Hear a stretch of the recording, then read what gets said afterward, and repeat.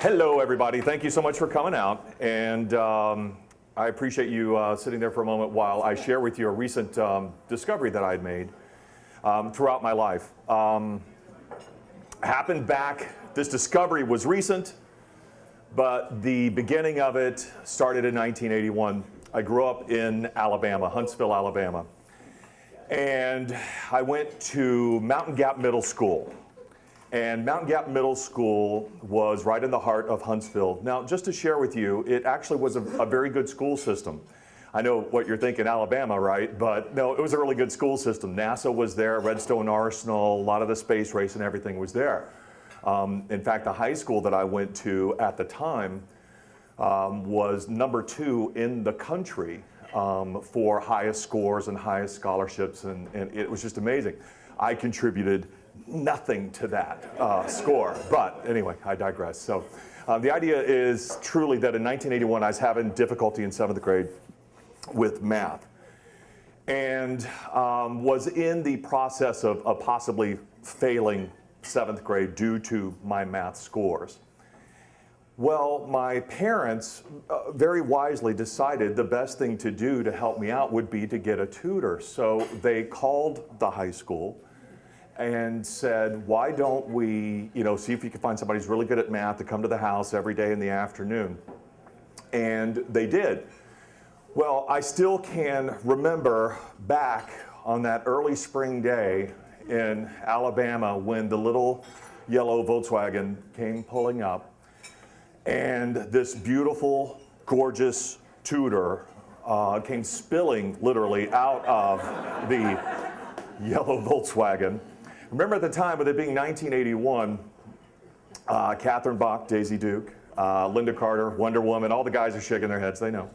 And then Farrah Fawcett just kind of all rolled into one. And she came out of the bug, if you will, and she had two of the most gorgeous trapper keepers full of notes and, and she just looked absolutely stunning as she came up the way. Well, quickly I ran to the bathroom and smoothed down my mullet and was ready to get to work.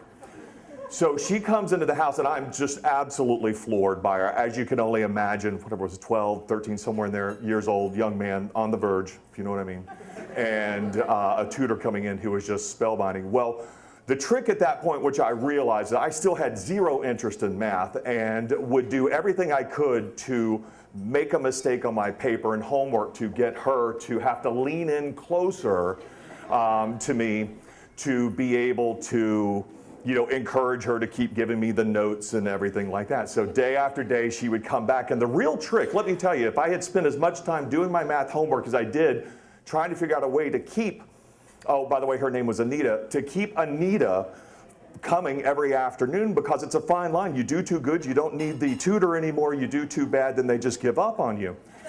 So it was a lot of averaging back and forth on daily grades, trying to keep her in there. It's like I said, if I just done my damn homework, everything would have been okay. So eventually it did get to a point where no amount of her perfume or any of the notes and her patience ever helped me out with my math score. And we just came to a point where we realized I was going to have to go to summer school after all. And I still remember that day that I had to tell Anita, it was a very sad day for me in the afternoon, that her services would no longer be needed. And I still can remember looking across the lawn, right across the the painted tires that we had sunk in to line the driveway. It's Alabama, remember? So anyway, so she gets back into her VW Bug, and that was pretty much the last time that I had ever seen her. One of the things that's very important, though, for you to realize is that at this moment, 30 some odd years later, is that if I ever start a story in front of my wife or even my daughter who's 12 years old, to a new friend who may have come over for dinner or something, and I say, hey, did I ever tell you about the time I had this tutor? Both of them will go, oh God, not the Anita DeJesus story, because they know her by name. That's how much of an impact she has been in my life. But the biggest thing that I realized, the discovery that I made, as I told you in the beginning of the story, is I never understood why this always happened to me for 30 years. But every time I look at a fraction, I'm horny.